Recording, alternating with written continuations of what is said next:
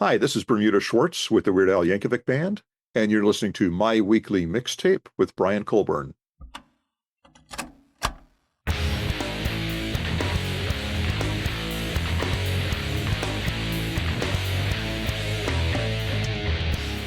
What is going on, friends? Welcome to My Weekly Mixtape, the show that takes the classic mixtape approach to building a modern playlist. I'm your host, Brian Colburn, and each and every week, I love to cover all aspects of the musical world here on the show.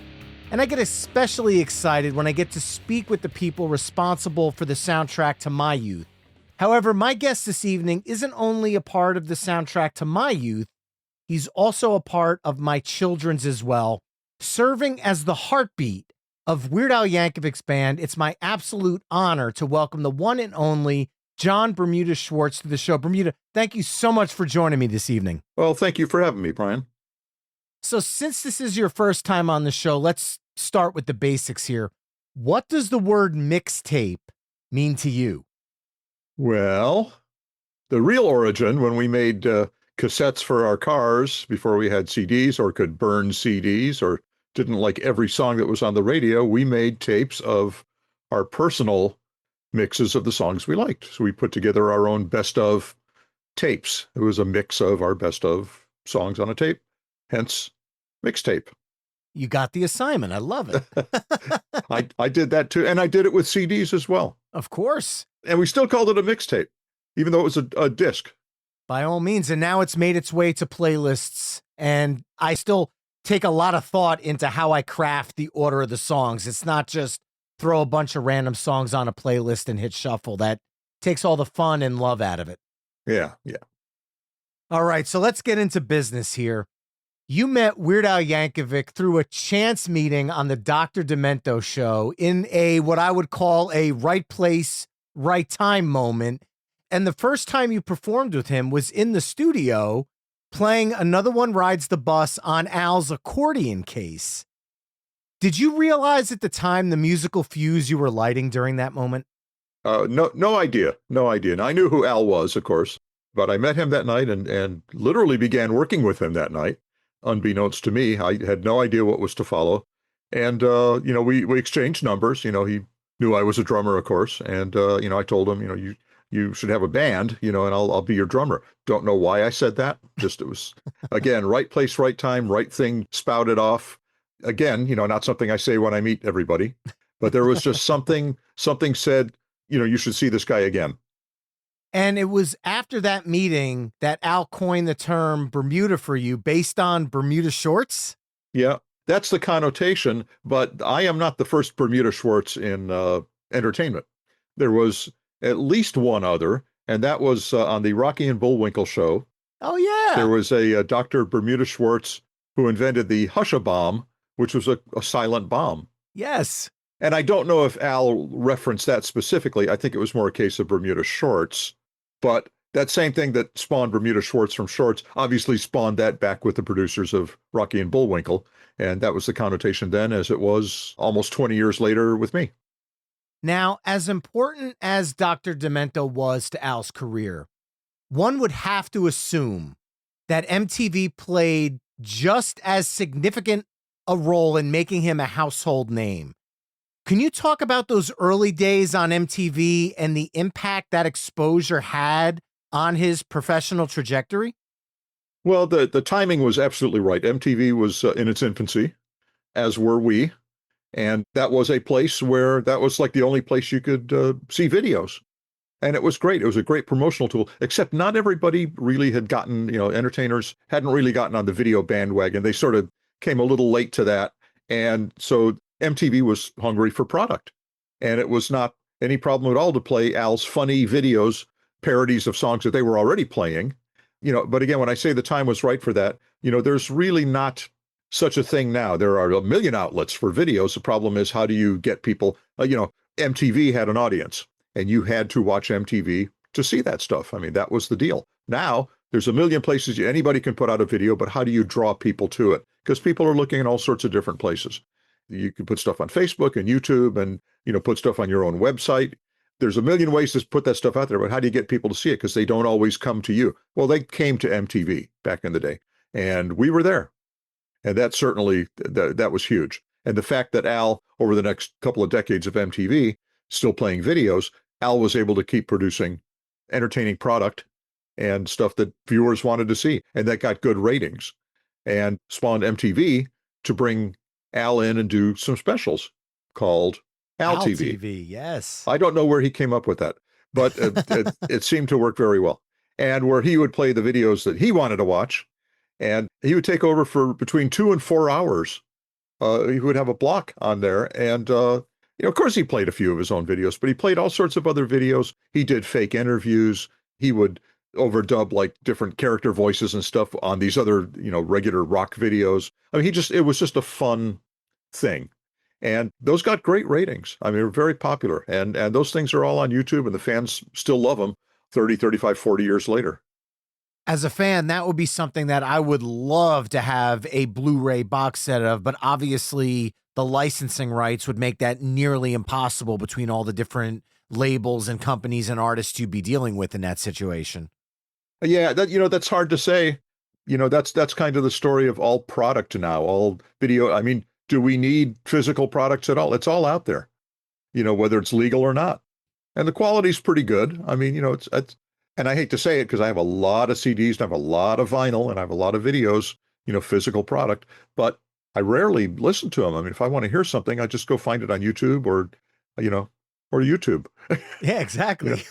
and it's all there. It's all there for you.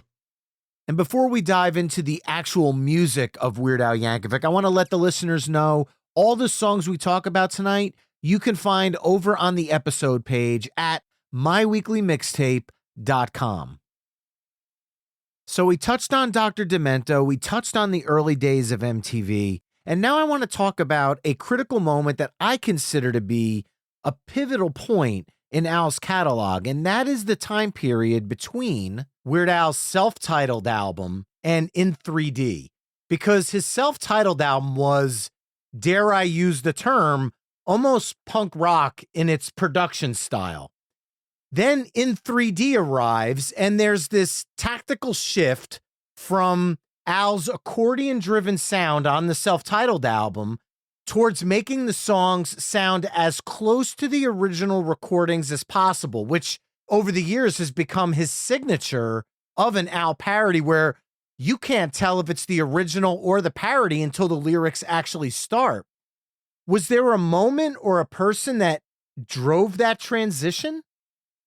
Well, there was a very obvious transition. And the first album was very just kind of rock accordion-based album with little effort to, other than melodically and arrangement-wise, sound like the songs we were parodying. I mean, it was just, it was an accordion, and that was the gag.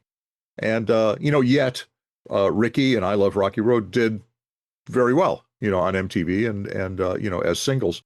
But when it's time for the second album, and I really don't know who came up with it, you want to say the producer, Rick Derringer, suggested that. You want to say the label suggested it, not that the album didn't sell well before, but maybe we'll sell more albums if you sound more like the original song. If it was something that Al or his manager it had occurred to them to target the originals more, meticulously.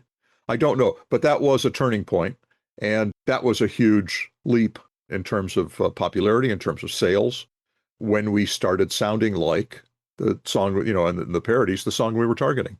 And we listened to that first album and Dare to Be Stupid after that. The first several albums where we were in there trying to duplicate those sounds, trying to keep up with modern production techniques, we did okay. We did, well enough, but we got really good at it later. We got really, really good. And if you listen to our last few albums, if you were able to listen to just the audio, just the instrumental of the parody and of the song we went after that we targeted, if you listen to both of those side by side, if you like, you probably wouldn't know which one was theirs and which one was ours.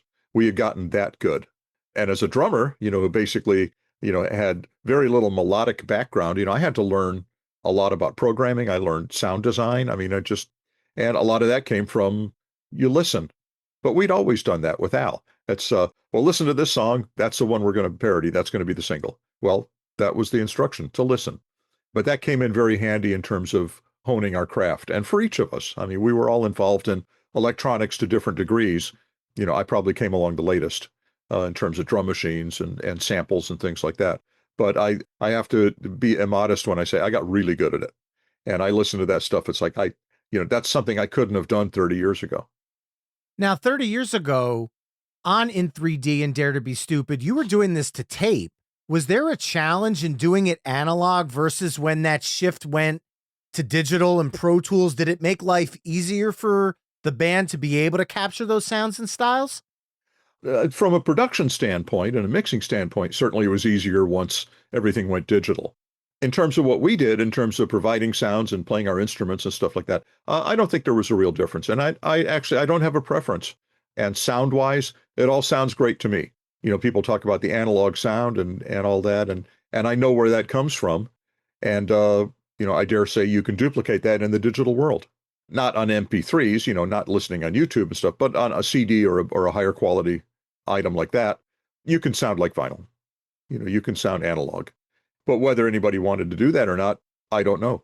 The target songs we went after to parody at a certain point were basically all digital anyway. Right. So in that realm, for us to go digital, it just, there was no real change. In fact, it only made sense to do so and to accomplish what we wanted to.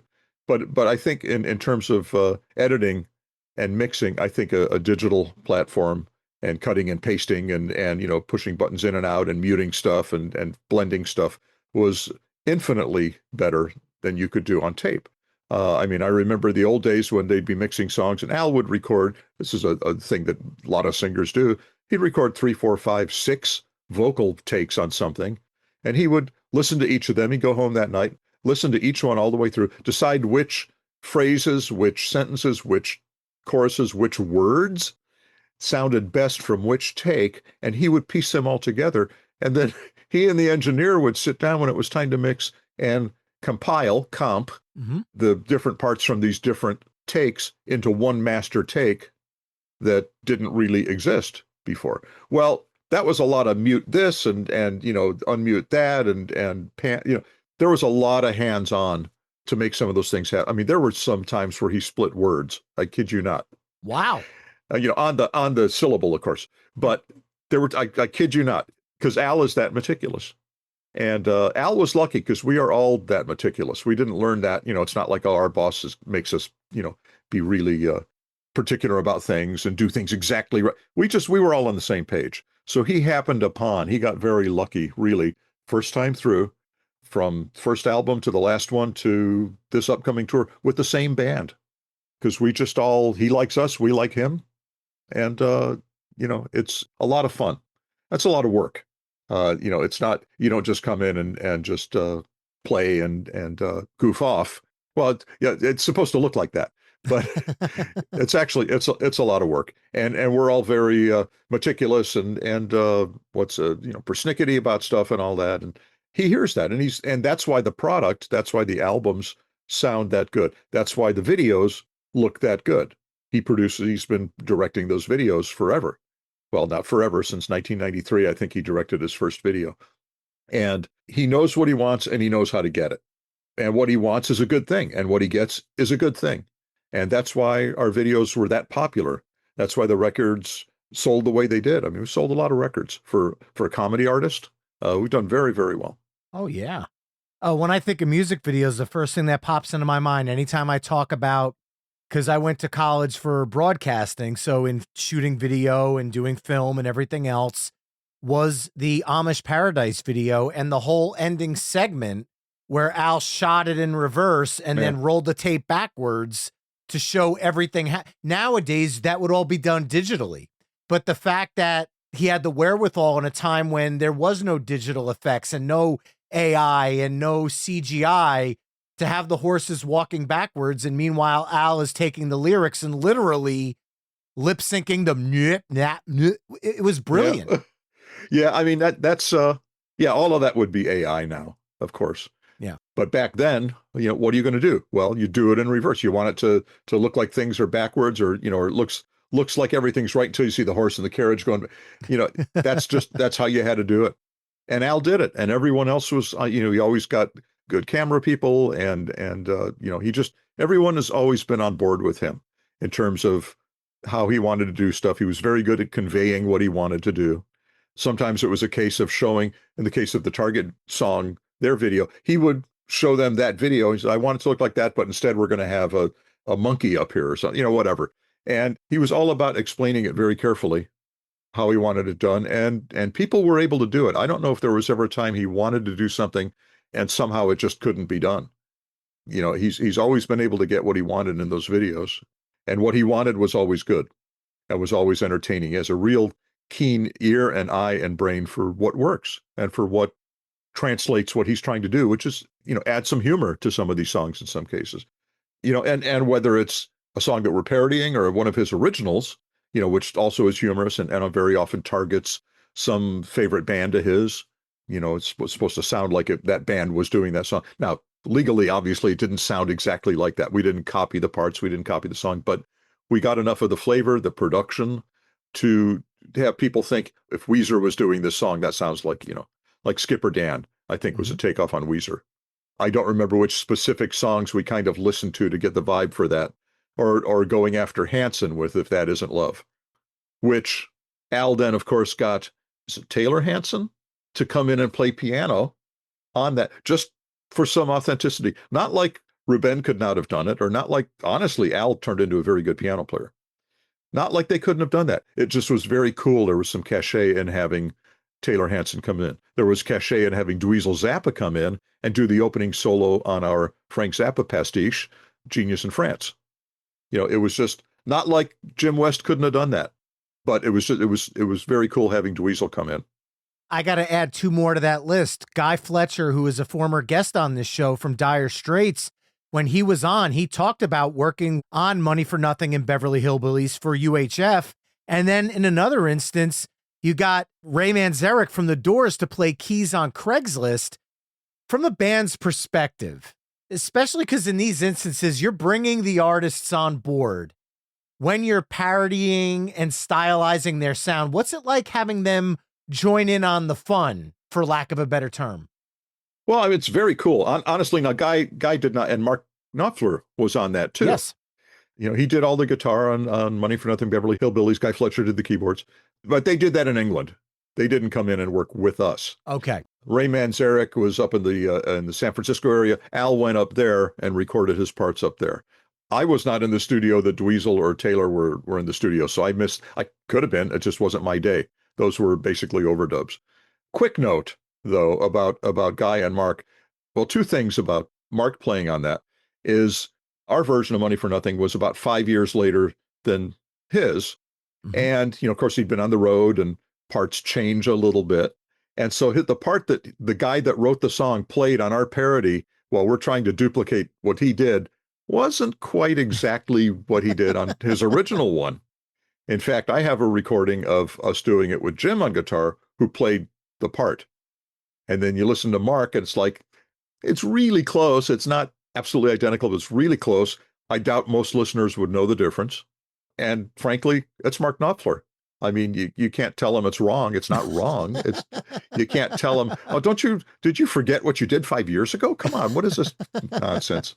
And I should add one other thing. My brother, Richard Bennett, ended up recording and touring with Mark for many, many years, up till now. Wow. He joined him back in '94 and had been recording with him and touring with him up until just a couple of years ago.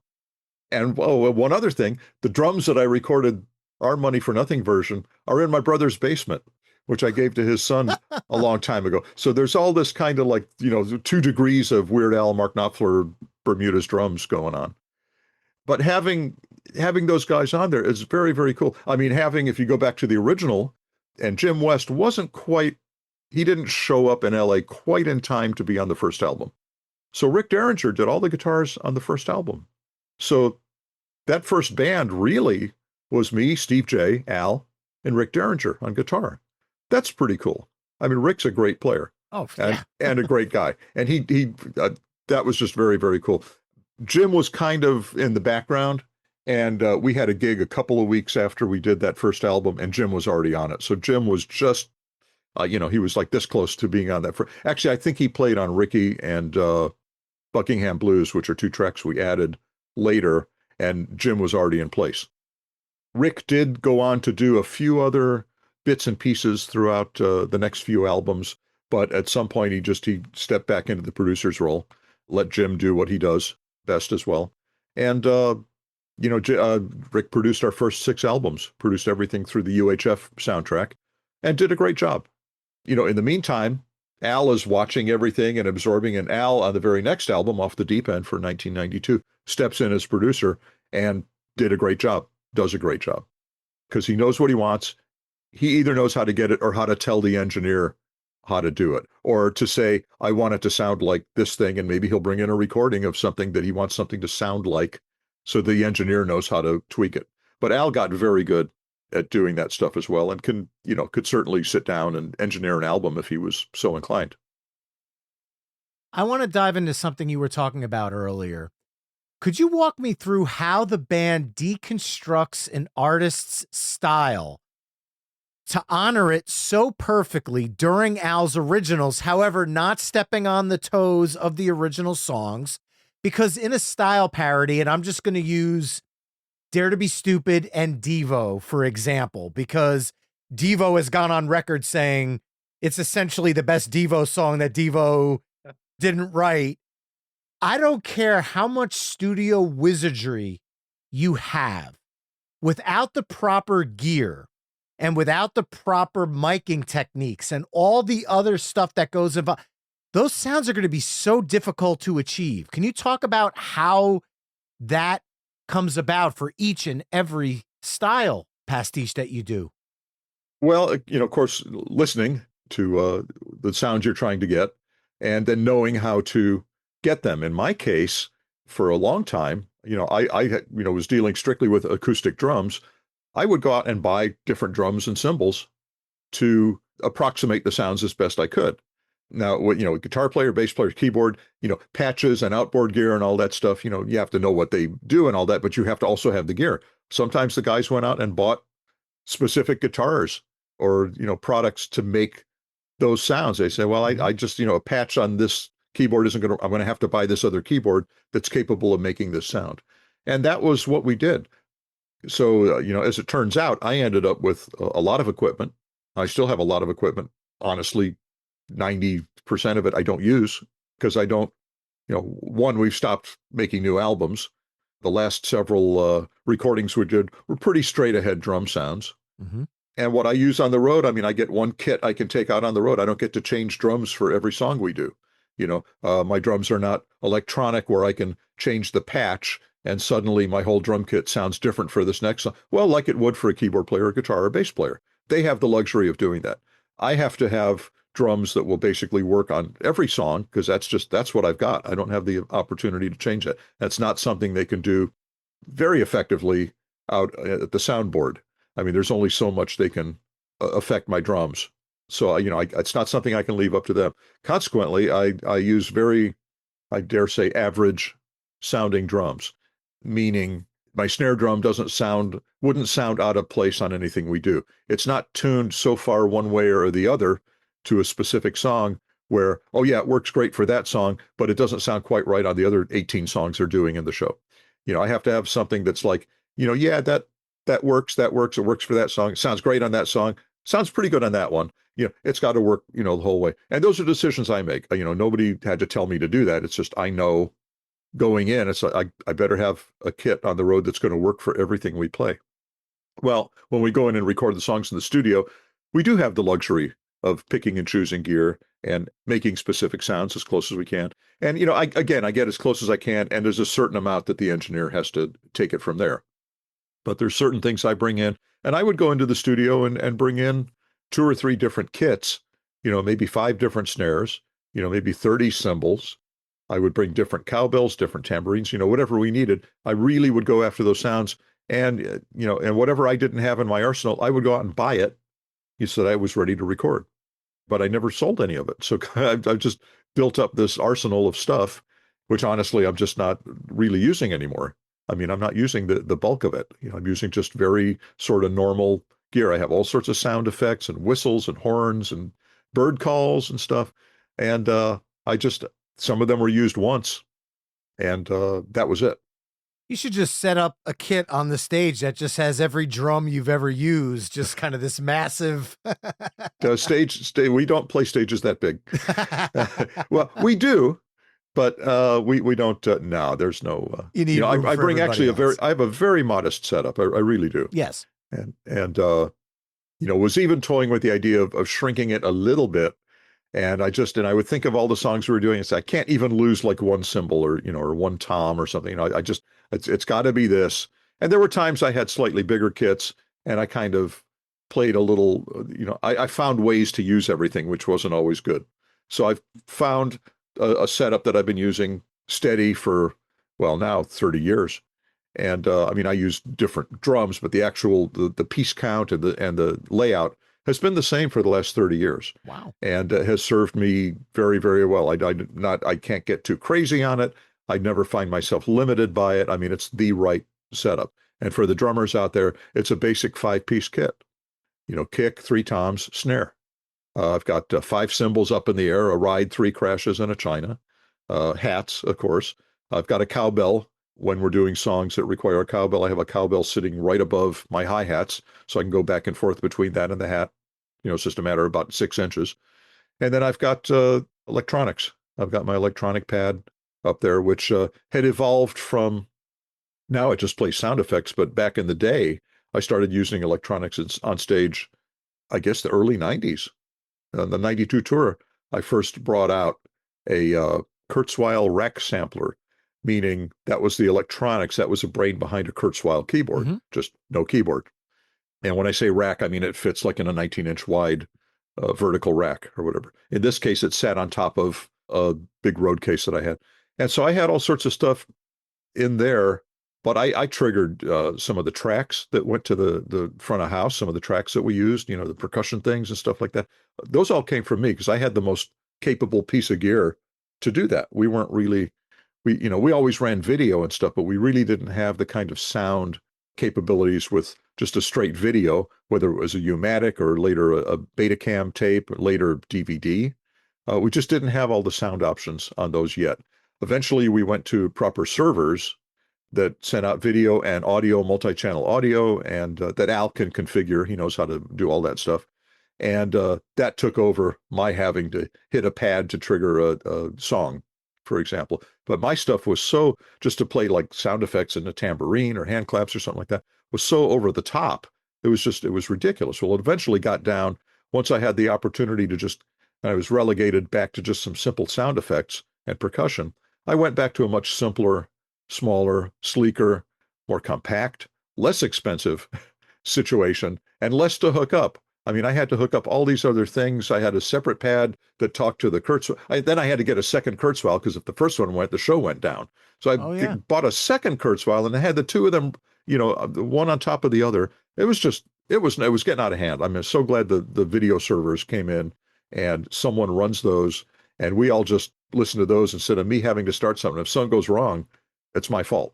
So that's a lot of extra. And again, that's those 2 Kurzweil units. And I had 2 big pads are things that are just sitting in storage that will never get used again, that I haven't used in, about 15 years. And that I hope I don't have to use again. I had to learn so much again at a time, and that was not my first sampler, but the Kurzweil, and I had an Akai S900. The S900 in the late 80s was the popular sampler unit for artists doing a lot of rap and stuff like that. Yeah, and it was a great piece of equipment, except it was it wasn't extremely capable.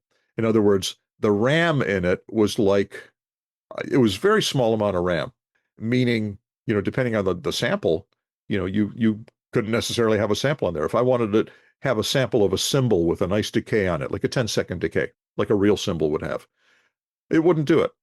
Okay, so how did all these people making all this, deal with a unit that could only hold a few samples in it, really?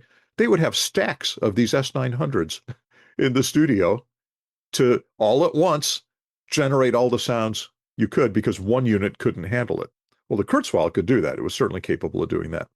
Anyway, I finally evolved out of that technology, got a lot simpler. Now I don't even know if you would have a sampler unit. You would have a laptop, or a server, which, was a nice laptop without the Yeah. screen. So that's what it became to. And none of that stuff is mine. So that's something taken off my plate. I still make a couple of sound effects, but, I don't have it's not as complicated as it once was for me. And I can just, I can relax a bit more when I'm playing. And there's a lot less on me, about the success of the show. And there's a lot on all of us about the success of the show. But, if something doesn't happen right, it's not my fault anymore. And I dare say there were probably a couple of times that something didn't go quite right.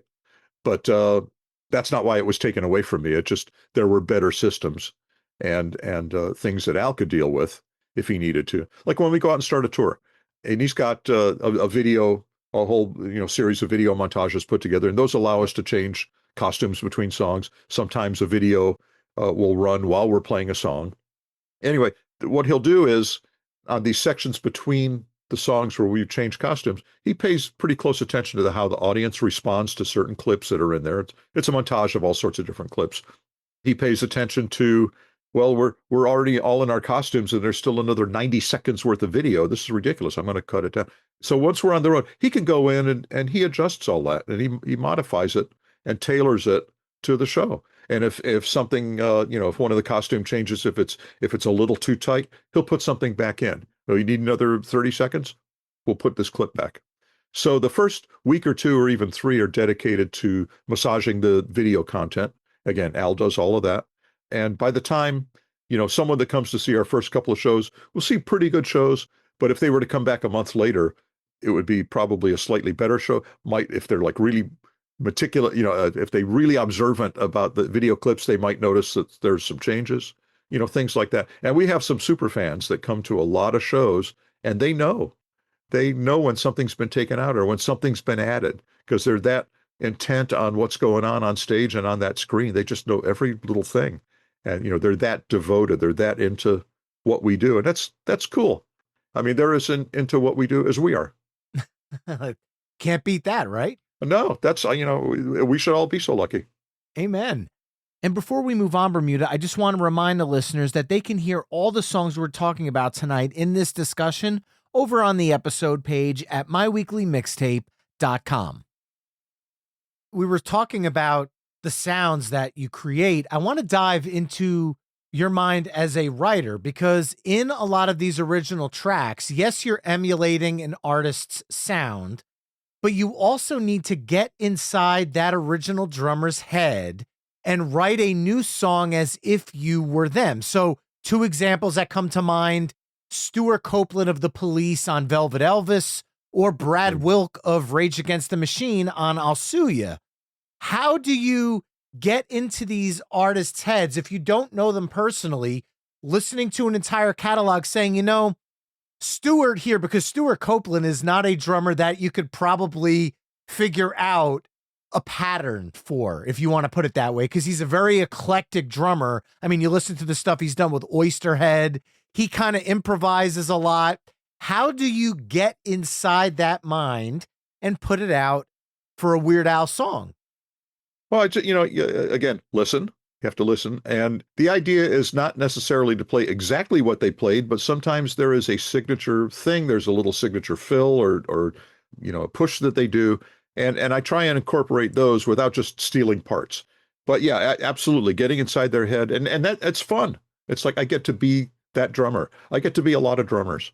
And most drummers don't get to do that. They get to be a rock and roll drummer, or they get to play jazz. And that's and they're not out there imitating and being all these other different guys. And that's one thing I really, really like. So for me to sit down and when Al presents the originals to us, he'll say, sort of get the vibe from these 2 or 3 or 5 or 6 songs from this artist.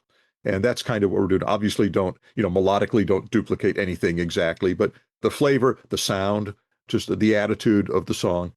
And so, I try and get that in my head. And when I'm listening to these songs, it's like, I like that little thing. I'm going to do that little thing from this song, but I like the beat from this other song. And then he did a fill over here that I'm going to modify a little bit, but that's going to be from this song. So I would go from different places and put together my parts and do that stuff. And usually, for all of us, Al we would go through a rehearsal process on the originals. We didn't just, he didn't just tell us what we're doing and we showed up in the studio.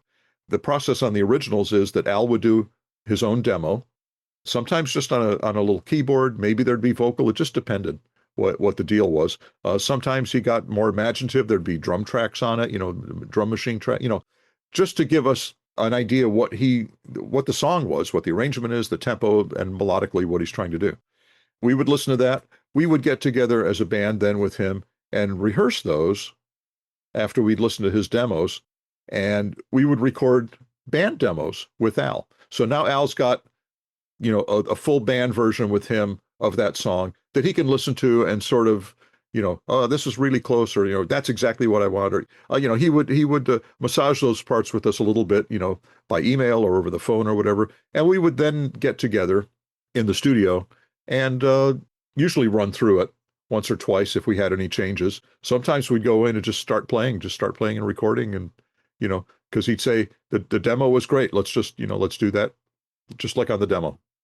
Sometimes, and this is a common phenomenon, you would think not, but sometimes the demo is really good. Sometimes there's something about the demo without that pressure of, we're in the studio on the clock and this is like for all posterity and this is going to govern sales. Sometimes you're just in the studio, just having a good time making the demo, and it sounds and feels really good. And it's a phenomenon called chasing the demo. You wanted the final track to be as engaging as the demo was. And there's probably, I can't think of any specific ones, but I know there were some songs that's like, gee, I thought the demo sounded a lot better than the final track. Now, that's for the originals. There aren't any demos for the parodies because we don't have any reason to do a demo. We don't have to rehearse them. We don't have to do anything. We know what we're supposed to do. If there's a tempo change, if there's a key change, if there's an arrangement change, that's what we do. We come into the studio and it's like we play it for the first time in the studio because we know what to do. And we know how to play, in a band together. So that works obviously too. And then there's times we don't even, if a parody has all sequenced parts on it, we don't even have to be in the studio at all. We work on those on our own. In fact, that's what we did on the last album, Mandatory Fun from 2014. Every parody on there were 5 parodies on there. Every one of those was completely sequenced. Wow. And there was no, maybe there was some live something. I'd have to look at the tracks, but in terms of any of the keyboards, it was all sequenced stuff. And we work on that stuff at home and then just email the files, email them all to Al. And we go into the studio just because we go in and Al would buy pizza, that was, but we didn't need to be there to do anything because the tracks are already done. And that might be the first album where every parody was sequenced, but we began sequencing stuff. We began sequencing stuff back in 1985, or really even before that, but I began personally doing drum machine stuff for Dare to Be Stupid. In fact, the Dare to Be Stupid song, the Devo song, is a drum machine, which is interesting because Devo didn't use machines in the beginning. They had Alan Myers was the drummer, and they would, at a certain point, they would trigger a Lindrum, which was kind of the first cool machine, circa 1980, 79 or 80. They would trigger what he played through that. So they would get his parts, but they would get the Lindrum sounds. So the production sounded a certain way, but the parts were still played live. Well, in the case of Dare to Be Stupid, that was all just a machine, and which is okay. Now we do that live and I play it live, but because I wanted the sound and I thought, well, what's the difference if it's a machine or me playing and trying to trigger those sounds? It's just, we didn't really have that capability at the time. It wasn't that easy. So that wasn't a question in my mind. That was just, we had to be a sequenced part, and that's fine.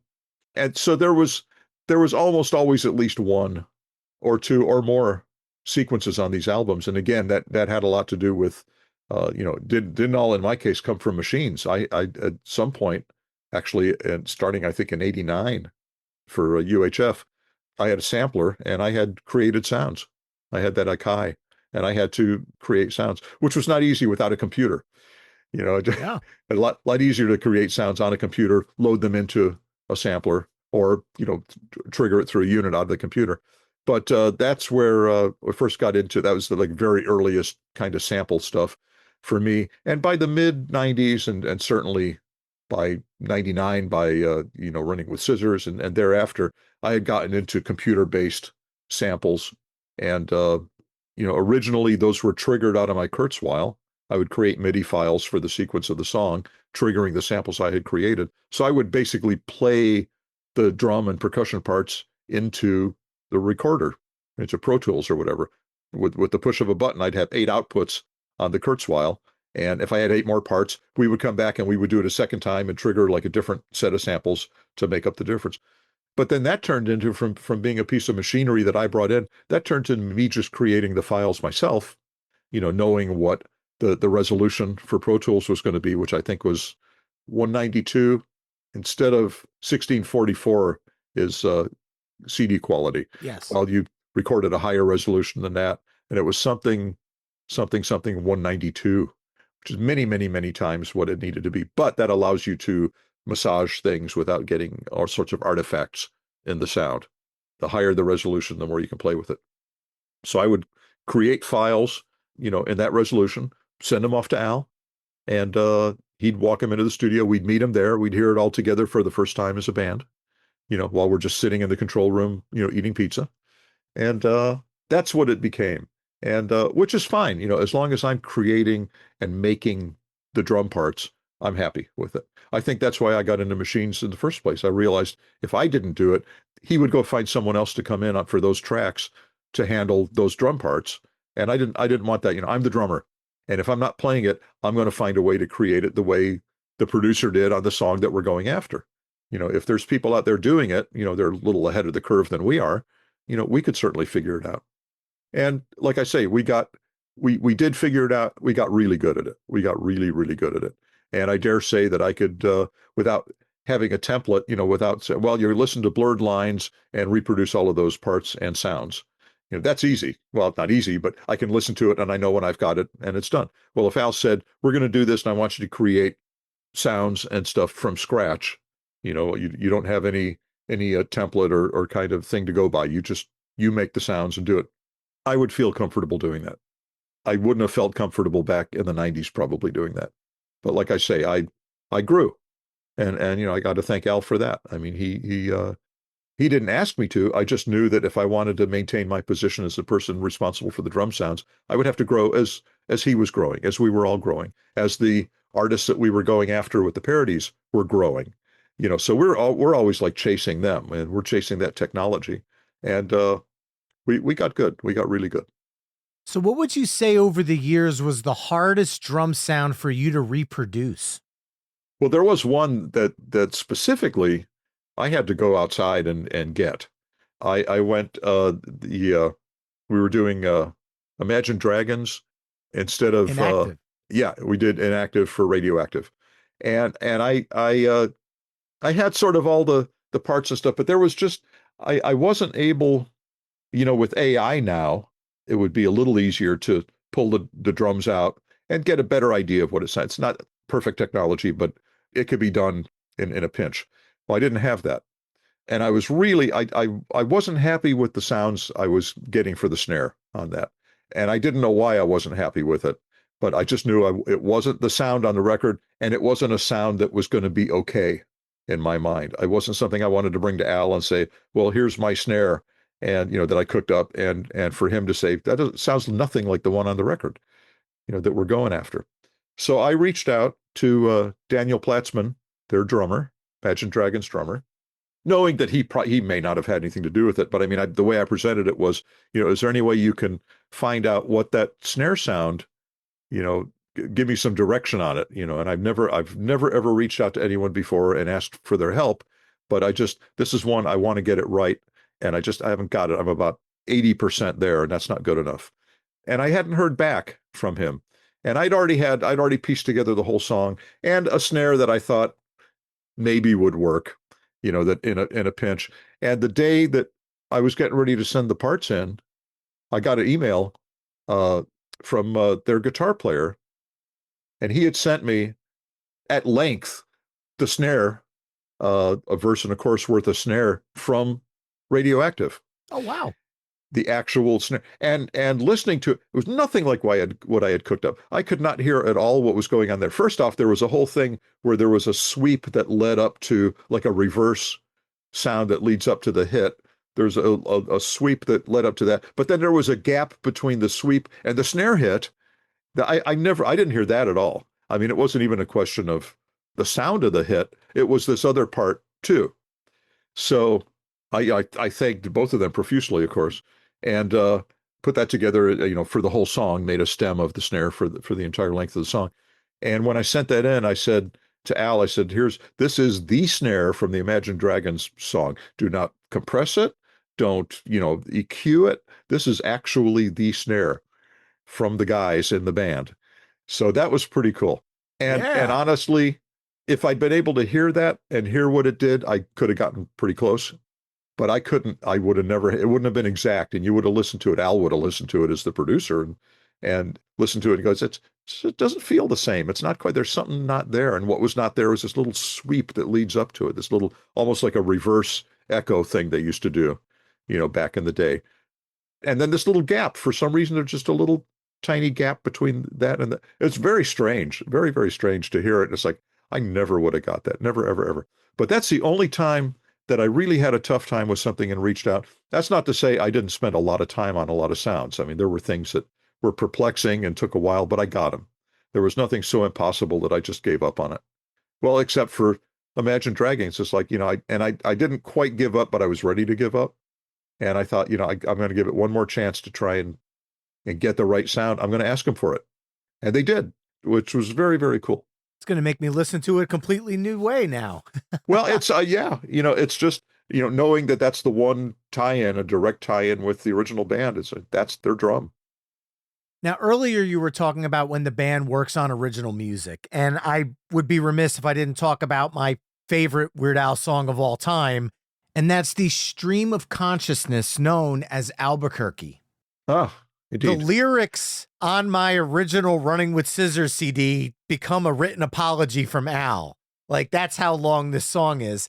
And it's 11 plus minutes of basically everything I love about Weird Al's sense of humor. Since the first time I heard this track, I've always wondered what the story behind it was and how it came together in the studio, because there are so many nuances of how the song follows his story. It feels like it would be a pretty complicated song to track. And again, that was a song that that Al had demoed for us to then demo, for all of us to listen to and then go into the studio and cut it. And we did that. I don't want to say we did it in one take. I think there were 3 sections that we did. I think we got to a certain point and something didn't happen. It might have been me. It's a fast song and it's relentless. And that's, you get past the 5 or 6 minute mark playing at that tempo at I think it's 186 beats per minute. And, you make a mistake. It's like, all right, cut. We got to, so we would go back to a point where we could punch it in. So we didn't go all the way back to the beginning. And I think that was done in 3 sections, which is not too bad for a song that long.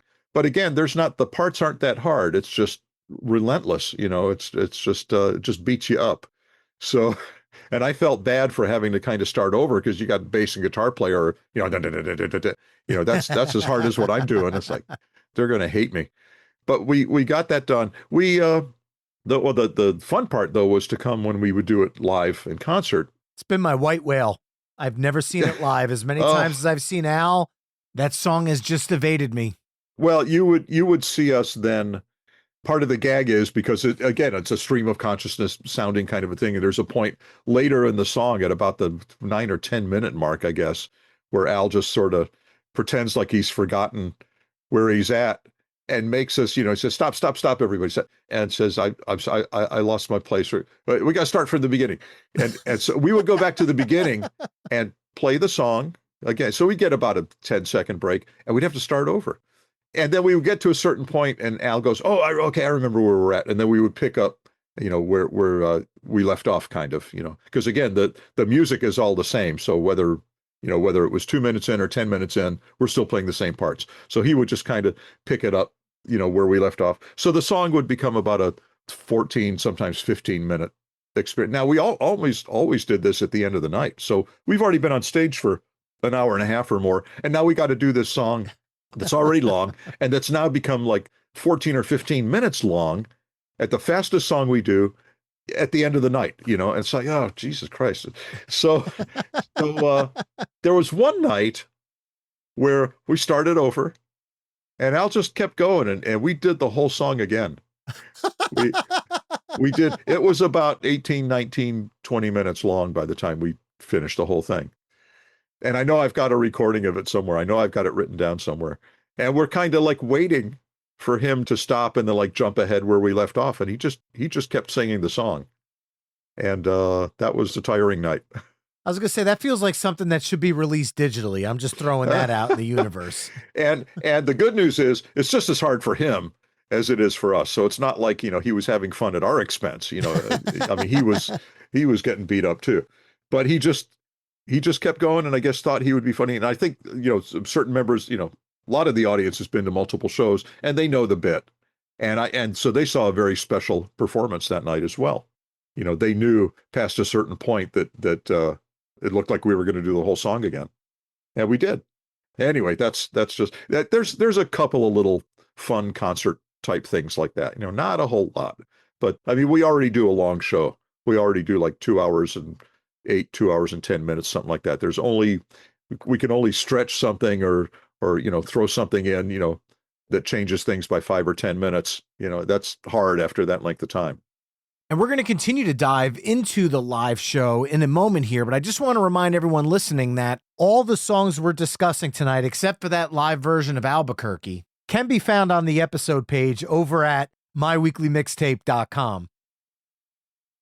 Now, Bermuda, it's well known that artists have spoken directly to Al about their thoughts on a parody from a lyrical or comedic perspective. Have you ever received feedback or thanks from the different drummers and musicians regarding the band's performance on reproductions that you guys have been able to achieve?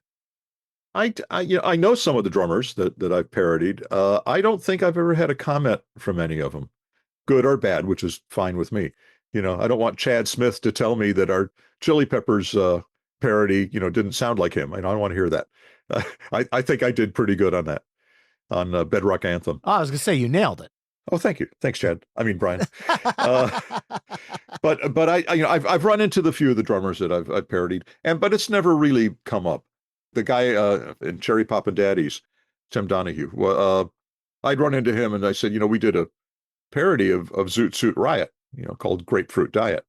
And I said, that's hard. And I grew up playing like swing stuff and stuff like that. But I mean, I hadn't really done a lot of it. I mean, I've been mostly a rock drummer in my professional career. So I had to sort of get up to speed for that one song. And I didn't do quite as well as when we would do it live. I think we've done that one live. I know I got better at those parts, but I told him, I said, that's hard. He says, nah, it's easy. It's, well, it's easy for you. That's what you do. It's not what I do. I had to step into that role for that song. And I don't do it as well as someone that plays that stuff as a steady diet or a grapefruit diet. There you go. Steady diet. Now, I can't talk about Weird Al without bringing up polkas. And I've always wondered about the challenges in connecting the musical dots between the songs chosen. And I mean, that could be in terms of song key, pacing, and what sections of the song you decide to pull. Can you talk about that polka arrangement process? Because it's been done ever since in 3D on every studio album, except for Even Worse. So in the grand scheme of things, most Weird Al studio albums have one. Most albums, and we were doing polkas live prior to that first album even. So the polka medley thing, in fact, he had been doing it when he would get up in front of, his college classmates, back in the day with just him and the accordion, and he was doing polka medleys of stuff. He does all the arranging on that. He's a great, a lot of people don't understand exactly, where all this stuff comes from, where these ideas and where the arrangements are, but it all comes from Al. He's really, really good at that stuff. He's got a good mind for wanting to hear a certain thing and a good mind for telling us how to get it. And we have good ears for listening to him. And it's, that's it. So all of the transitions, the sections of whichever song, whatever tempo changes, whatever has to happen in the polka medley, all comes from him. And we just fall into line. Now we will usually we do demos of the polka medley because we have to play that and we have to massage those parts. So it's not just, I know what all the little parts sound like, and we'll just figure out how to put them together in the studio. Well, not on the studio's clock. We're not going to do that. We go into rehearsal, figure out how to put it all together, make sure it all works. I mean, sometimes something doesn't necessarily work, and that's the time to work that out, not while we're sitting paying for studio time, rehearsing in the studio. That's a very old thing, and an old and expensive thing that bands used to do a long time ago, and figured out how to stop doing that. Well, Al knew that right away. He'd rather pay for a rehearsal room at $12 an hour than a recording studio at whatever they're going to bill him back for, when the album sells. So those things, all of that stuff, the beauty of those polkas all comes from Al. And it's interesting, now that I think of it, we've done, since our last album, and I hate to call it our last album, but that could very well, in 2014, Mandatory Fun, be our last actual album of, a dozen songs, that almost everything we've done since then has been a polka. We did the Hamilton polka. Yep. We did polka versions of Portugal the Man songs. There were two songs, Feel It Still, and there was one other. And those weren't polka medleys, but we did a straight polka version of that. And we got their actual tracks and just basically took the drums out. I think we used their vocals. We basically provided the music track. I think Al put accordion on it. I polka-fied it with the drum beats. And we did those two songs for them. We did, as an Al polka, we did Polka Mania, which came out in 2024, and was basically, since it had been 10 years since our last album had come out, since our last polka as well had come out, he wanted to include 10 years worth of hit songs in the Polka Mania song. So that covers a 10-year period since the last polka that we had done, the last polka medley. And then that was something also new that we could do on the Bigger and Weirder tour. So we do Polka Medley comes on early in the show. And so that's a new song, as it were. There's one other new song that we do in concert now that was done actually as part of the Al Yankovic story biopic. Yes. With Daniel Radcliffe and et cetera, et cetera. And we did it. Now with the band recorded, I think just about all of the songs you hear in there. Whenever there's a live shot and all that, that's us playing the stuff live. We re-recorded things live. In some cases, having to go back to earlier versions of the way we do things now, because it had to sound like it was 1985. So we had to kind of relearn what we were doing 40 years ago.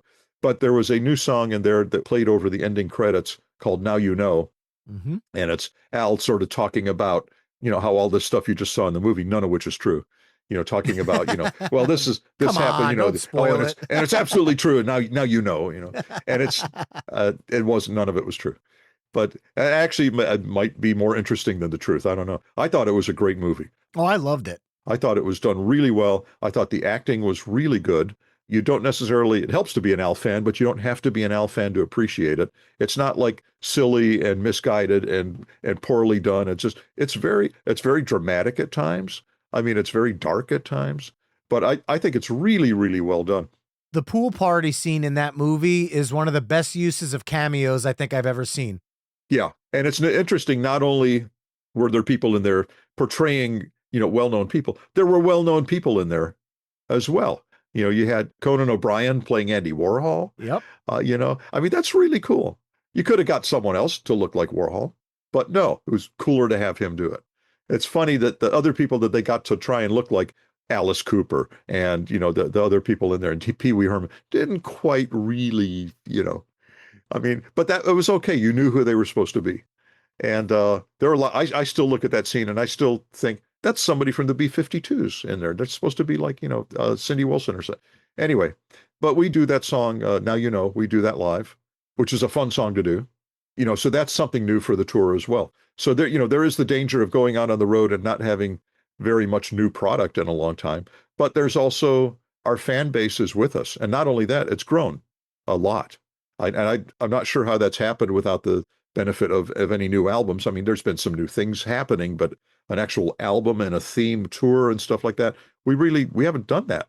There's just the fans are with us. Now, what Al has done is, so it's not just going to see the same show or the same production.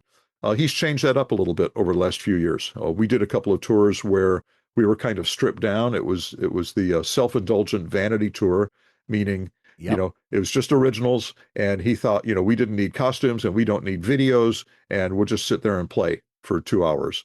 And we'll just play to our hardcore fans that love the originals. And they did. They loved it. Saw that tour. That was amazing. And we did, it's mostly a theater tour. And, so we're playing, 1,800, 2,500, 3,200 seat places.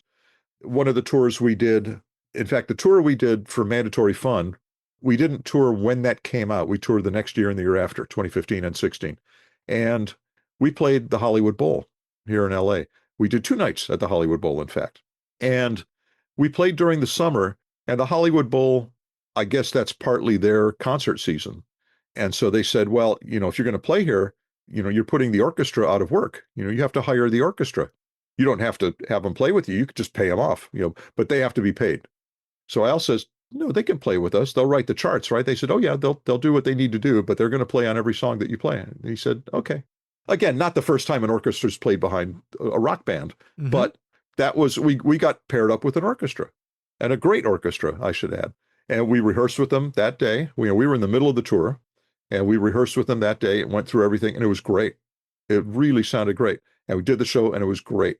Did the show the next night, great. So Al gets it in his head that it would be cool to do an orchestral tour.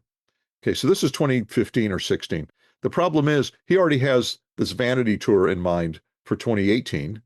So, you don't want to change that. So that wasn't going to be the orchestral tour. We were still going to do the Vanity tour and then put together an orchestral tour, which we did in 2019. And we didn't travel with an orchestra. That's really expensive.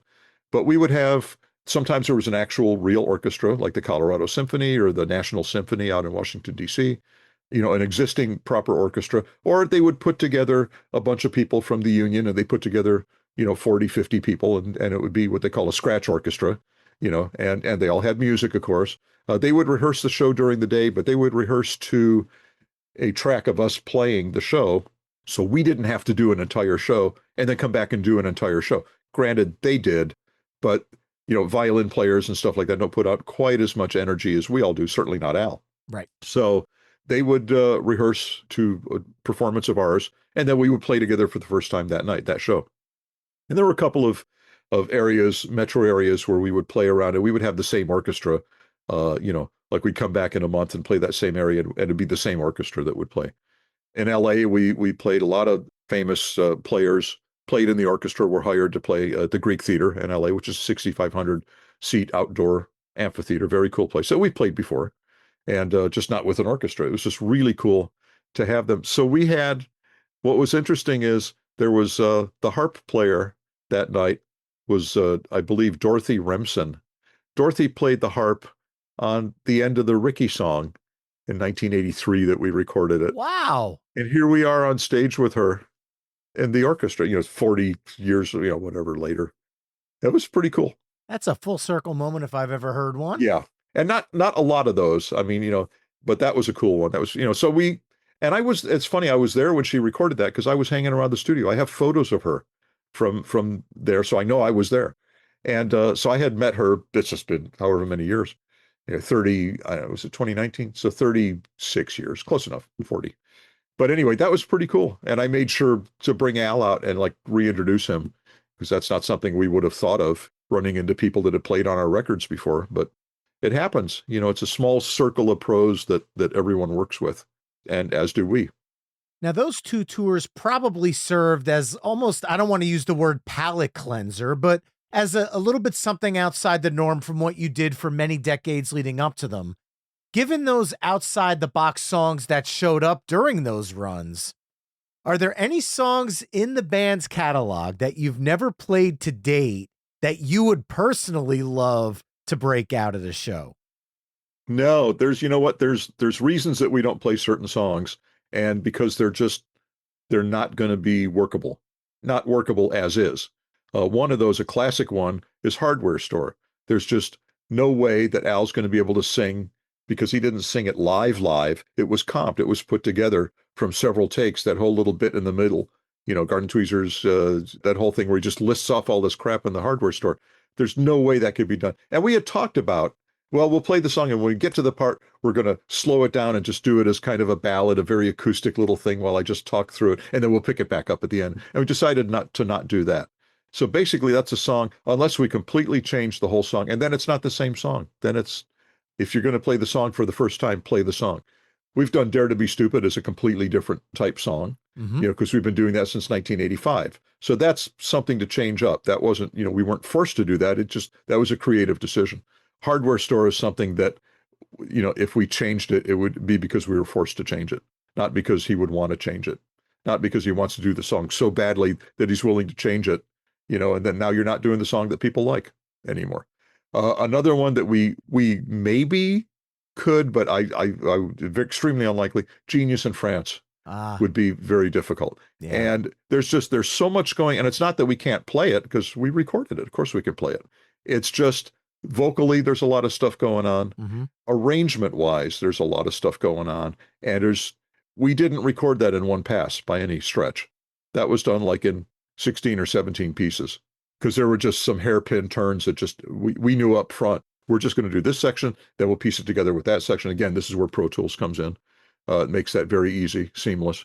So we went in and actually what's funny is we thought that and it's like a 6-minute song or an 8-minute song or something like that, or 11, something like that. It's a lengthy song, but not impossible. We thought it was going to take a whole day to do all the parts. And we got through it and we were done in about 3 hours. Wow. Which is, stopping and starting and stopping and starting.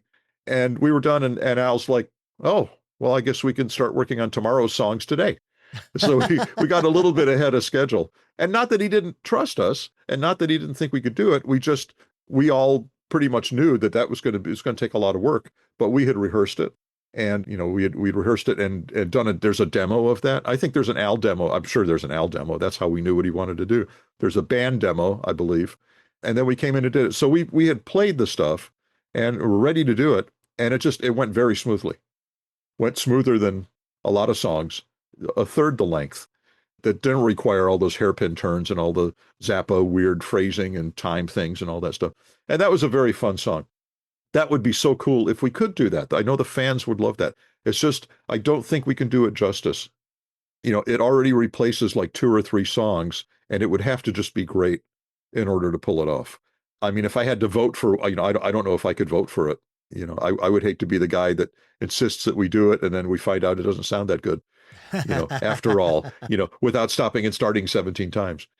So I don't know. There are really, when we did the Vanity tours, we did another Vanity tour in 2022. We pulled a lot of songs, mostly, almost all originals, except for a little parody medley at the end. We pulled out originals that we had never played before, stuff we played, 30, 40 years later for the first time in 2019 and again in 2022 maybe. So there's not too many songs we haven't played. There's things that, I don't think we ever played George of the Jungle, for example.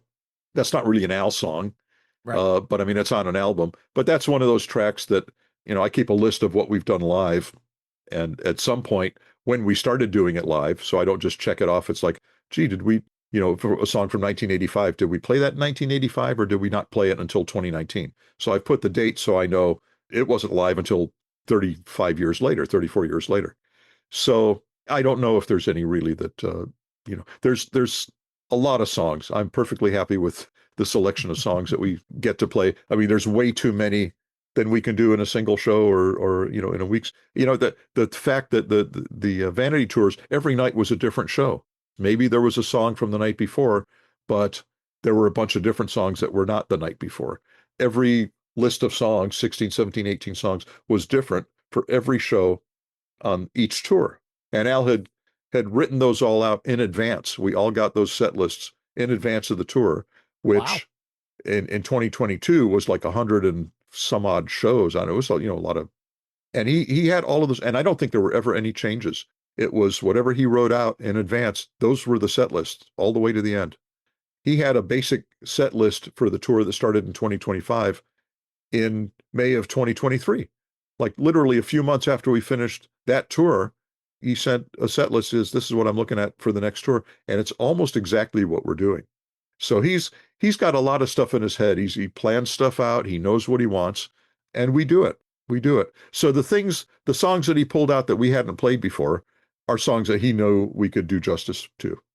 And I don't know if there's anything missing. We played a lot of originals and a lot of parodies over the years and a lot of polkas over the years and a lot of medleys in the middle that included some of our songs, sometimes a parody of someone else's song just to throw it in. Maybe we wanted to represent, Simple Minds doing Don't You Forget About Me. Well, we did Don't You Forget About Meat. It was a song in a food medley. Every song had to do with food. Girls Just Want, well, Girls Just Want to Have Fun, we recorded Girls Just Want to Have Lunch. That also ended up in the medley. I mean, basically, that was a way to represent, doing a lot of the parodies we had done, or a lot of the funny ideas he'd have. We do a verse and a chorus from Simple Minds, for example, and then go on to something else. There was a Night Ranger song. I can't. Sister Christian? Sister Christian. And the chorus in there is motorin', what's your price for flight? Mm-hmm. Something like that. So it became Burger King, what's your price for fries? and just a little tiny section. This was like 1985. And then it was, as soon as it came into the medley, next tour was gone. It was something. So things would come and go out of this medley. So we would just do all these little things. There's a bunch of stuff. There's not much we haven't done live. And there's no way we could do it all live. I mean, there's just not a show long enough or an audience dedicated enough to sit there for 10 hours while we play everything we do. I mean, it just can't. I wouldn't go so far. I think I could handle that, but maybe it'd be tougher on you than me. Yeah, I don't think, we're all on Medicare. I don't think we can handle it. We're going to have to start bringing a doctor on tour. And let me take this moment to remind everybody listening, all the songs we're talking about tonight, except for those little tidbits from inside the show, unless they're available on YouTube, they will be embedded over on the episode page at myweeklymixtape.com. Now, one thing I've always appreciated about the Weird Al live shows are the little nuances within the performance that goes beyond the costumes, the video interludes, and the songs themselves. Moments like during Fat, when Al jumps up, hits the ground, and then the entire band kind of bounces in place afterwards. How much thought goes into making the concert that experience that lives beyond the songs and videos? Is that all Al, or does the band throw in some from time to time? I'm pretty sure that one was Al's. I'm pretty sure 99 out of 100 things are Al's, and maybe somebody comes up with something, and if Al likes it, then that becomes a thing. But it still has to go past Al. But everything, Al puts that whole show together. He's in charge 100%. And again, maybe there are some suggestions. I'm not even sure I've ever come up with something. It's just he's got it covered. The chances of asking him, or suggesting something to him and then him saying no because it doesn't meet up to his standards, probably worse than just shutting up and letting him figure it out on his own. And I don't think he's got any things that he's put in there that don't fit or that don't work. I mean, it's all good.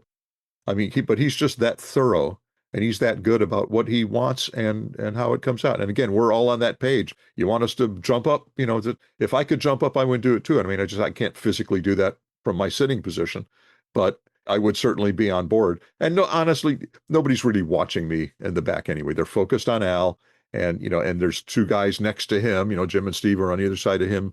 And that's kind of their focus. If we don't jump up in the back, it's not the end of the world. But everyone who can does. We've got 4 extra people on stage on these tours now. That's the bigger part of the bigger and weirder tour. I don't know what the weird part is. I mean, so far we've all gotten paid, so it's not that. The money hasn't gotten weird yet. I don't know what the weird part is, but it is definitely bigger. And it is definitely, our audience has grown, and the venues we're playing have grown. We're playing arenas. Yes, we weren't really doing that, before. We're playing larger, what they call sheds, these outdoor amphitheaters, not a 6,500 seat Greek theater, but a 19,000 seat Pine Knob, 20,000 seat Blossom near Cleveland, Wolf Trap, all of these places that we really, in Meriwether Post, stuff like that really have some, big capacity, and we're selling them out. So when I say we go around and we do stuff for the hardcore fans and we play for 2,500 or 3,000 of them a night, and that's nice. That's all well and good. We're playing for 15, 18, 20,000 people in some of these places. And some of these arenas are, 16, 18,000.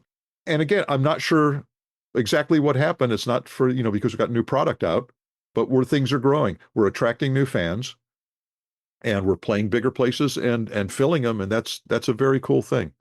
Most bands, I can't think of a band that's done that. Well, that's something I kind of wanted to bring up. So you're leading me right into it, because last year I brought my entire family to Al's first ever sold out show at Madison Square Garden in New York City. And at one point, he even paused the show to take the moment in, which in between all the laughs that show provided, especially for me growing up with his music and now being there with my children who are big fans and kind of having that full circle moment for my family. It felt just as special to those in attendance. You could tell the people that have been listening to Al all through the years as it was for Al in that moment that he paused. When you first toured with Dr. Demento 4 decades earlier, like we talked about at the beginning of this interview, did the band ever imagine the road leading you to that moment? Oh, not at all. Not at all. Every turning point, every new chapter was always a pleasant surprise, and enjoyable, and we're grateful for it, and we worked hard for it, and we continue to work hard for it. But it just, we stopped making albums per se, and the growth didn't stop. It just kept going. And this leap into arenas and bigger sheds that we wouldn't normally play is just one that's really cool. I mean, we're selling a lot of tickets, and playing for a lot of people, and that's great. I don't really have an explanation for it. I mean, it's not like Al wasn't popular before. It's just suddenly we're asking more people to show up basically in these bigger venues, and they are, and that's pretty cool. And playing iconic venues like Madison Square Garden. I mean, we played Carnegie Hall, on a couple of tours ago, and actually the end of the 2022 tour was Carnegie Hall. And that's not a giant venue, but that's a really cool place. Radio City was a really cool place. Red Rocks near Denver is a really cool place. There's certain places, certain iconic venues that, if they're not big, they're cool. But yeah, and Madison Square Garden's pretty big. I think we sold 13,000 seats there. By the time they block part of it off to have a band in, I think they can do like 13 or 14,000, and we sold it out. And that's pretty cool. That was pretty cool. I'm sure Al sold a few t-shirts that night too. Yes, he did. I could vouch for that. And I've got a book on sale on that tour, and I think I sold a few books that night.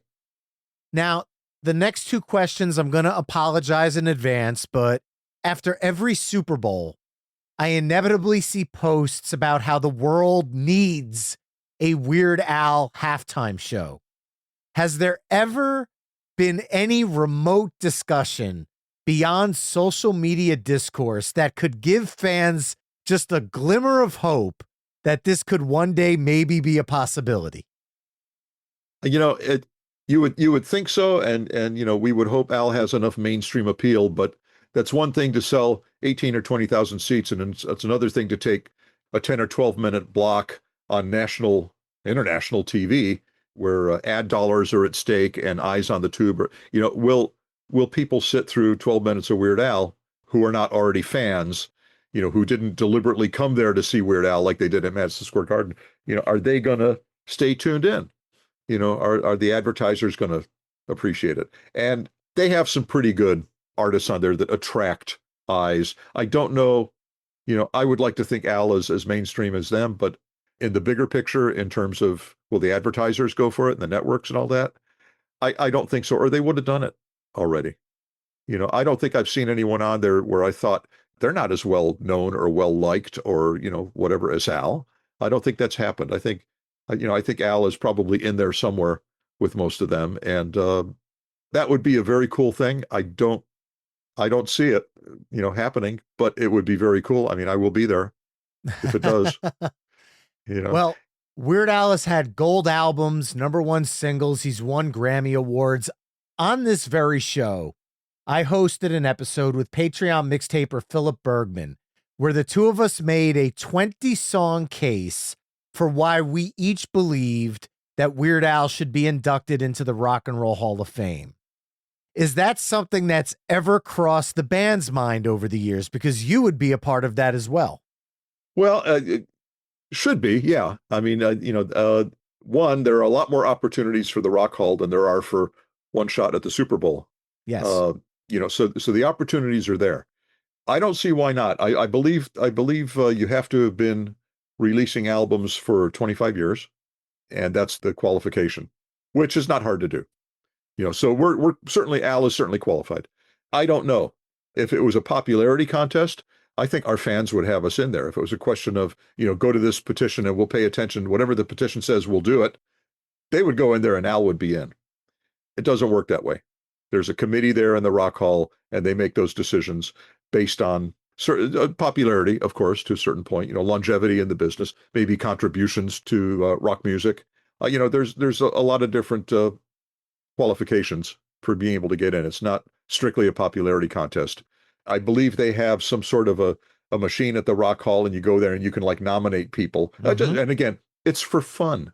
It's just for fun to do that. There's not somebody looking at that at the end of the month and going, ooh, wow, Weird Al is number 6 on there, so he's going to be within the 10 people we bring in every year.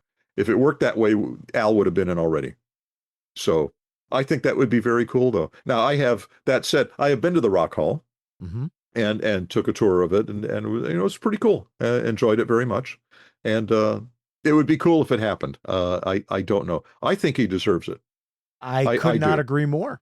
But again, there's all sorts of factors. But I think, based on the people I see in there, based on he's become very mainstream. And, I like to say the novelty has worn off. He's not just a funny accordion player. He's a mainstream artist. Yeah, it's a humorous show. He does a lot of acting stuff and voiceover stuff. I mean, he's become a very mainstream entertainer.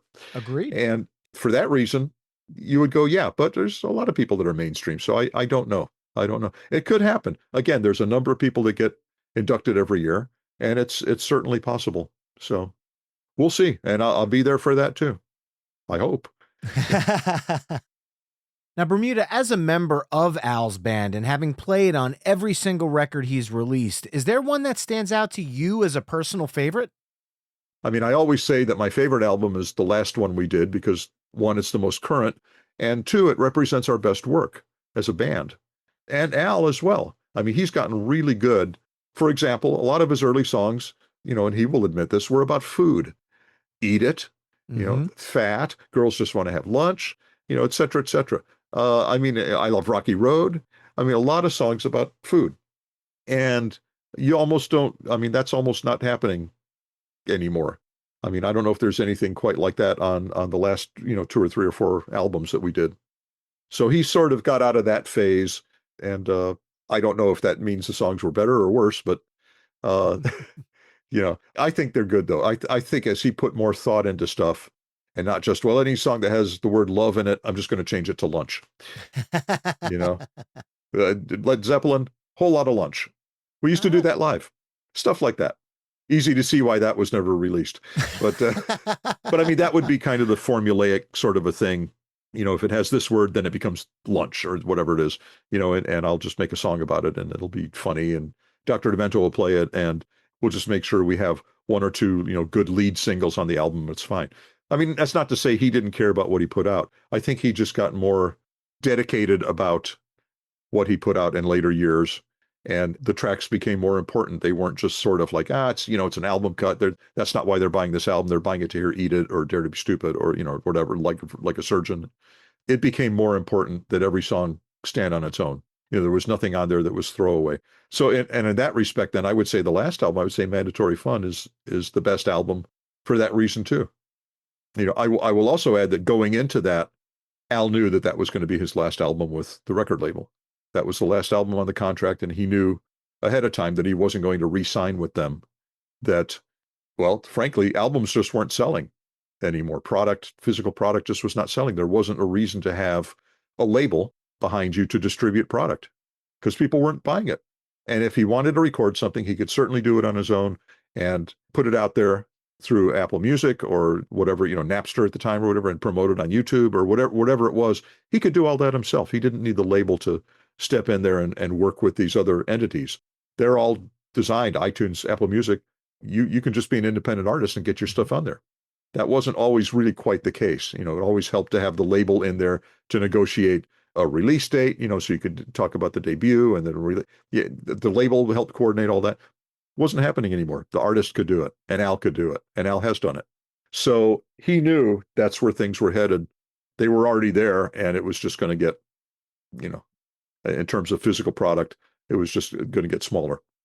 And therefore, he didn't need a label behind him. The labels, like they do with many groups, and it's called a 360 deal, 360 degrees. In other words, the label has their hand in the tour sales, the merch sales. They basically, get a cut of everything the band does because they're not selling records.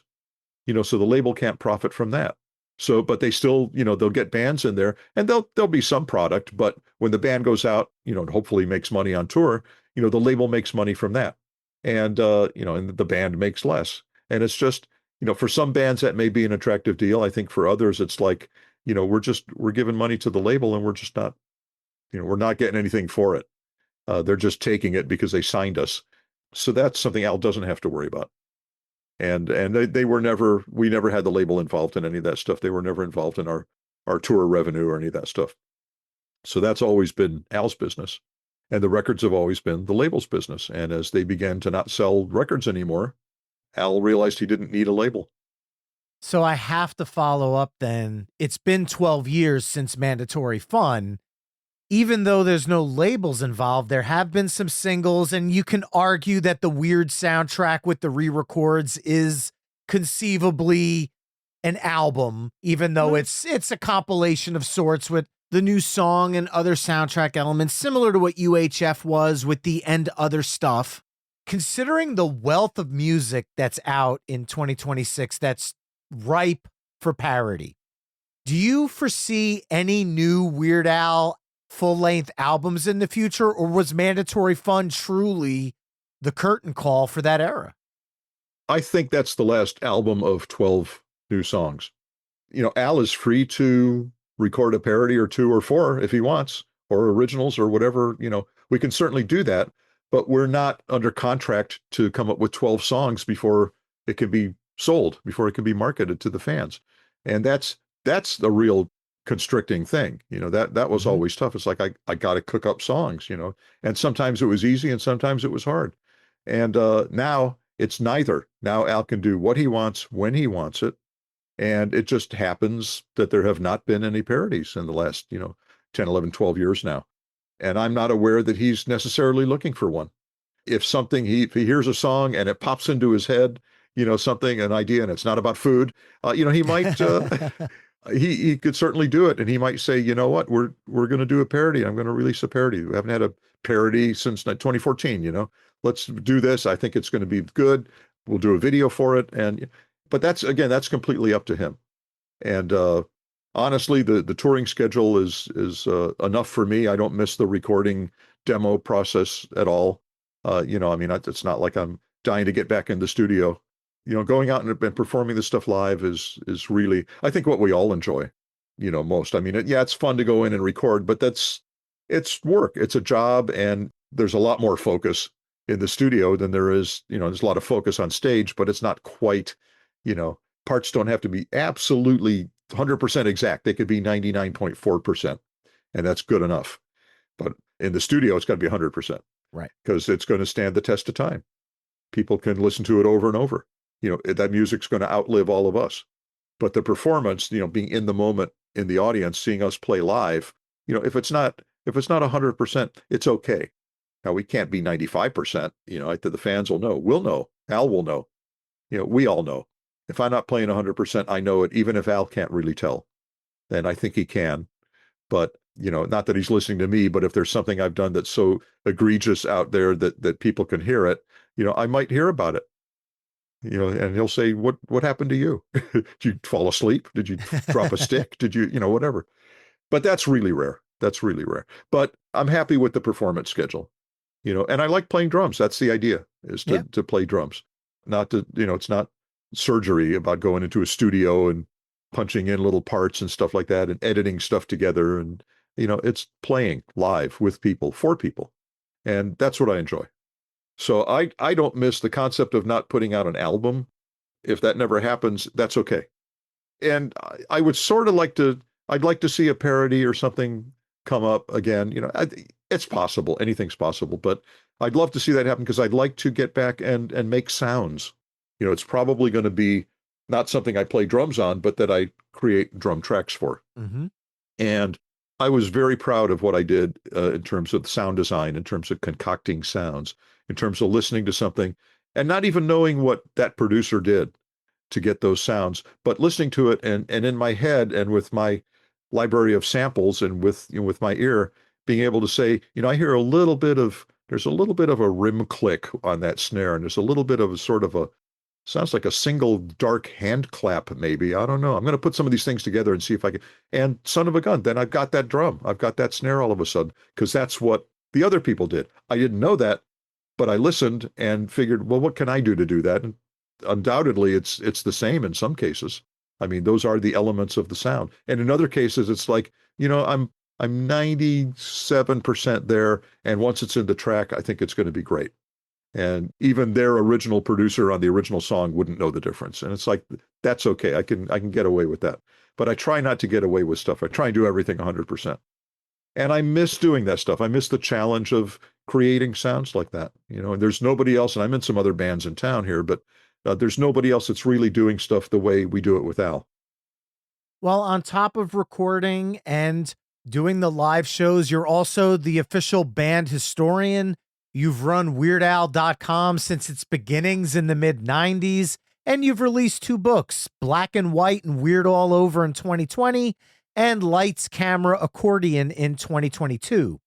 With all the memorabilia and all the history that you've amassed over the years, is there one item that you would consider the Weird Al holy grail of the collection? And if there is, why? Oh boy. Well, there's a lot of very individual items. Probably the holy grail for a lot of reasons would be his original accordion case. And holy grail because, well, it housed his accordion, of course. Mm-hmm. That was on, the connection for me is that's what I beat on Another One Rides the Bus. And I've had it it's been mine ever since we took it out on a couple of tours. He got a different case for his, accordion for touring. So that became my case. I've had it all these years.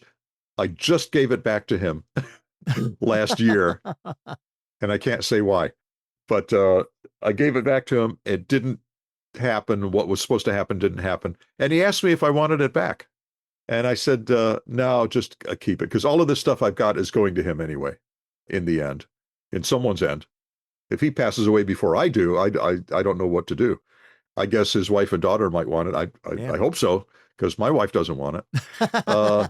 I know, you know what? I know some fans that would be very happy to take this stuff off my hands. But the idea is that it's all going to go to Al. So with the accordion case, I thought, it's going back to you anyway. Just hang on to it. And it's, that'll be the first of many things coming your way someday, I'm sure. Now, before we wrap things up, Bermuda, you had mentioned earlier that the Bigger and Weirder tour was already swirling in Al's head long before it came to fruition. So I have to ask, what's coming down the road beyond the Bigger and Weirder tour?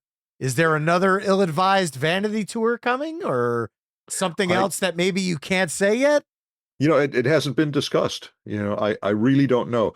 Our touring schedule typically is we tour 2 years in a row. We take, 2 sections out of 2 years, and the third year is a year off.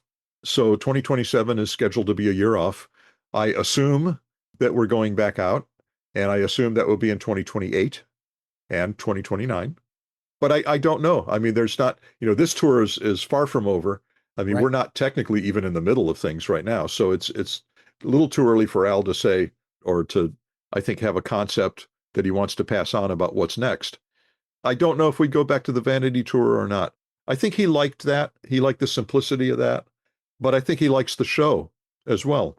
And I'm pretty sure he likes the larger audiences and the bigger revenue that comes with them. You do get a real rush playing for a big, not that 3,000 people isn't big, but 18,000 people is a rush. That's really cool. I don't know. I don't know what's next. I'm up for another tour after this one. I'm certainly, I'm in decent enough shape and mentally certainly ready to go back out again. I don't know. I know Al does this not because he has to. He likes it. He likes doing it. And that's the best reason to do it. He doesn't do it for the money. He does it because he likes doing it. And that's good. And as long as he still is having fun, he'll still do this. And you know what? The same for us. As long as the band is still having fun, we will all stay in our respective positions. Now, there's an age range between Al and the oldest member of the band. Not a secret. The oldest member is Steve J on bass. He just turned 75 in January. And Al just turned 66 last fall.